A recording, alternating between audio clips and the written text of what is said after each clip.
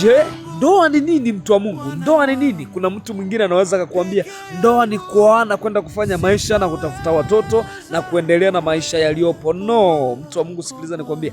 Ndoa ni maamuzi kati ya mtu anayeoa na yule anayeolewa. Kabla hujaingia kwenye ndoa, unafanya maamuzi ya kwanza. Sasa mimi nimefika wakati wa kutafuta mke, wakati wa kutafuta mume. Sasa nimefanya maamuzi ya kufanyaje? Ya kutafuta mwenzangu ili nifanye nini? Nifanye maisha. Ndoa ni maamuzi, manake ni mapatano. Wewe mwanaume unaamua na mwanamke anafanyaje? Anaamua na mwanaume anafanyaje? Anafanya mapatano. Inawezekana mwanamke akawa ameamua maamuzi ya kuolewa, lakini mwanaume bado hajafanya maamuzi, lakini amefanyaje?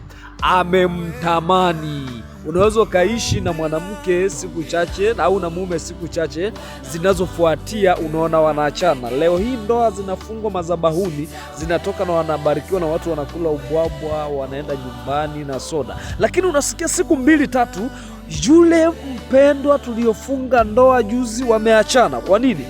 Kwa sababu maamuzi yalikuwa bado hayapo kati ya watu wawili. Mmoja wapo alikuwa ameamua, mwingine bado. Ukiona ndoa imechukua muda mrefu sana kuishi mke na mume kuendelea kufanya maisha, ukaona ndoa ina miaka 5, ina miaka 10, 20 na wana watoto wakubwa na wana wajukuu, jua hiyo ndoa mume aliamua, mke aliamua. Ndio maana wakaishi kwa amani, ndio maana wakaishi kwa furaha na wakamtafuta Mungu kwa bidii.